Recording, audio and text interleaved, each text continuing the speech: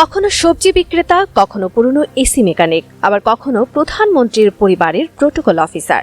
অবিশ্বাস্য মনে হলেও এই প্রতিটি রূপই ছিল এক কুখ্যাত প্রতারকের। তার নাম শ্রী হরিদাস চন্দ্র তরণী দাস, যিনি পরবর্তীতে নাম বদলে হন তাওহিদ ইসলাম। 2014 সাল থেকে শুরু করে দীর্ঘ এক দশকেরও বেশি সময় ধরে সে চালিয়েছে তার নিখুঁত প্রতারণার জাল। কখনো মুসলিম ধর্ম গ্রহণ করে, আবার কখনো সনাতন ধর্মে ফিরে এসে সে নিজেকে প্রভাবশালী সরকারি কর্মকর্তা হিসেবে জাহির করত। বদলি বাণিজ্য, টেন্ডারবাজি আর ভুয়া সরকারি প্রকল্পের লোভ দেখিয়ে শত শত মানুষের কাছ থেকে হাতিয়ে নিয়েছে কোটি কোটি টাকা।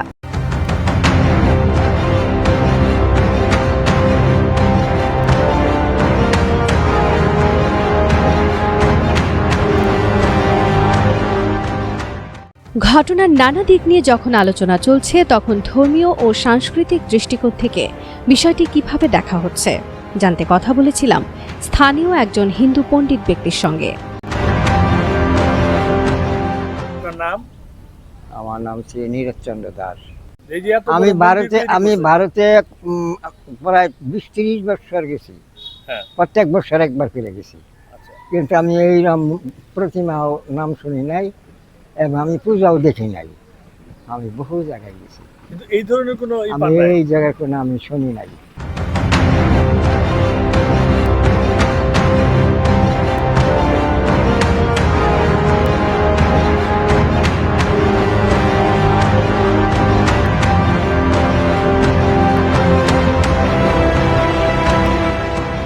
2022 সালে র্যাব ও এনএসআই এর যৌথ অভিযানে সে গ্রেফতার হলেও পরবর্তীতে জামিনে বেরিয়ে এসে আবার শুরু করে এক রহস্যময় কর্মকাণ্ড।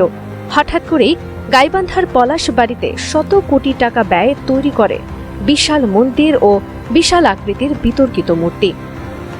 কিন্তু এখানেই প্রশ্ন জাগে সচেতন মহলে, যেখানে বিশ্বের অনেক হিন্দু প্রধান দেশেও সচরাচর এত বড় এবং প্রকাশ্য মূর্তি দেখা যায় না, সেখানে বাংলাদেশের মতো একটি মুসলিম প্রধান দেশে এমন বিশাল মূর্তি নির্মাণের নেপথ্য কারণ কি? এটি কি শুধুই একজন বহুরূপী প্রতারকের হঠাৎ জেগে ওঠা ধর্মপ্রেম, নাকি ধর্মের আড়ালে সাম্প্রদায়িক সম্প্রীতি নষ্ট করে বিশৃঙ্খলা সৃষ্টির এক গভীর ব্লুপ্রিন্ট? এই বিপুল অর্থের যোগানদাতারাই বা কারা? এর পেছনে কি লুকিয়ে আছে বিদেশি কোনো অশুভ শক্তির কালো হাত, যাদের উদ্দেশ্য বাংলাদেশের সাম্প্রদায়িক দাঙ্গা উস্কে দেওয়া?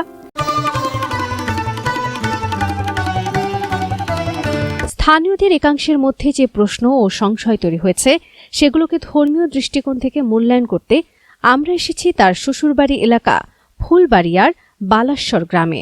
যে আপনি তো এই এলাকারই। জি। আচ্ছা, আপনি হরিদাসকে কিভাবে চিনতেন? হ্যাঁ, চিনি বলতে কি, উনি আসলে আমাদের এই এলাকার জামাতা।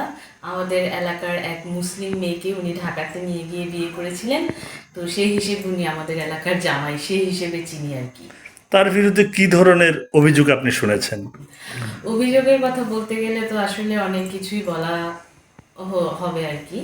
তো অভিযোগ বলতে গেলে সব থেকে বড় অভিযোগ হচ্ছে উনি বারবার ধর্মটাকে বিতর্কিতভাবে নিয়ে যাচ্ছে। যেমনটা হচ্ছে যে উনি প্রথমে কিন্তু আসলে হিন্দু ধর্মাবলম্বী হিসেবে জন্মগ্রহণ করেছেন।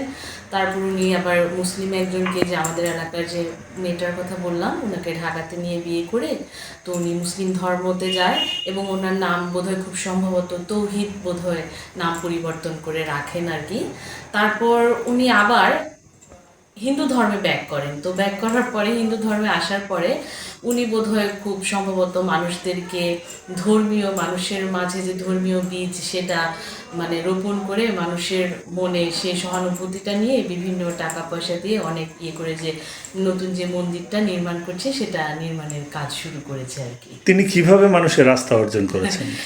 আস্থা অর্জন করেছে বলতে, আমরা একটা সময় দেখেছি বিভিন্ন টিভি এবং মিডিয়াতেও দেখা গেছে যে উনি আসলে আওয়ামী লীগের সময়ে আর কি, ফ্যাসিস্ট আমলে বিভিন্ন বড় বড় মন্ত্রী এমপিদের সাথে মানে এসির মেকানিক ছিলেন আর কি। তো ওখান থেকে শুরু করে বিভিন্ন মন্ত্রী এমপিদের ওখানে যে এসে এসি টেসি ঠিক করতেন। তো সেই সুবাদে হয়তো বা কিছু সম্পর্ক ছিল, তাদের সাথে ছবি টবি তুলেছে আর কি। সেই ছবি টবি দেখিয়ে মানুষদেরকে চাকরি দেবে বলে বা মানুষদেরকে সাহায্য করবে বলে মানুষের মনে আস্থা। আচ্ছা, এই এলাকায় তার কতটা প্রভাব ছিল? না, এই এলাকায় কিন্তু তার প্রভাবের কথা আমরা তেমন কিছু শুনিনি, কিন্তু বর্তমানে যেটা হচ্ছে যে সে আসলে অন্য একটা এলাকায় যে যে মানে ওখানে তার খুব প্রভাব প্রতিপত্তি দেখাচ্ছে আর কি। তো আমার মনে হয় যে যে ব্যক্তি আসলে একবার এক ধর্ম থেকে আরেক ধর্মে, আরেক ধর্ম থেকে আরেক ধর্মে এভাবে যখন মানে টার্ন করছে, এটা নিশ্চয়ই কোনো ভালো উদ্দেশ্য নয়। এটা মূলত একটা এজেন্ডাকে বাস্তবায়ন করার জন্য, একটা দাঙ্গা সৃষ্টি করার জন্য, মানে বিভিন্ন ধর্মের মাঝে ভেদাভেদ সৃষ্টি করার জন্য হয়তো এটা করা হচ্ছে আর কি, মানে আমাদের যেটা মনে হচ্ছে আর কি। তো আমরা এই বাংলাদেশে হিন্দু মুসলিম সকল মানুষ একত্রে মিলেমিশে বসবাস করতে চাই। তো এখানে আসলে ধর্ম নিয়ে দাঙ্গা হাঙ্গামার কিছু নেই, সব ধর্মই শান্তি। তো আমরা সবাই একত্রে বসবাস করি। এই গভীর রহস্যের জট খুলতে গিয়ে উঠে এসেছে তার অতীতের আরও এক চাঞ্চল্যকর তথ্য। গোয়েন্দা প্রতিবেদন অনুযায়ী হরিদাস ছোটবেলায় অবৈধভাবে সীমান্ত পার হয়ে ভারতে চলে যান এবং সেখানকার এক পঞ্চায়েত প্রধানের মাধ্যমে ভুয়া কাগজপত্র তৈরি করে দীর্ঘ প্রবাসী জীবনে ভারতের নাগরিকত্ব হাসিল করেন। এই ভারতীয় নাগরিকত্ব এবং ওপারে গভীর যোগাযোগের বিষয়টি সামনে আসায় এখন নেট দুনিয়া ও সচেতন মহলে তীব্র আওয়াজ উঠেছে। কেন বর্ডারের কাছাকাছি কৌশলগত এই অঞ্চলেই শত কোটি টাকার প্রজেক্ট করা হচ্ছে, যেখানে বাংলাদেশের আবহমান সনাতন সংস্কৃতির হিন্দুরা মূলত দেবী দুর্গা, কালী কিংবা শ্রীকৃষ্ণের পূজারী এবং মাতৃ আরাধনাতেই বিশ্বাসী, সেখানে বাঙালি ঐতিহ্যকে সম্পূর্ণ বুড়ো আঙুল দেখিয়ে উত্তর ভারতীয় ধাঁচে দুর্গা বাদ দিয়ে শিব ও রামের মূর্তি কেন এত ঘটা করে নির্মাণের চেষ্টা করা হচ্ছে তা নিয়ে খোদ স্থানীয় সনাতন ধর্মাবলম্বীদের মনেই চরম ক্ষোভ এবং সন্দেহের দানা বেঁধেছে।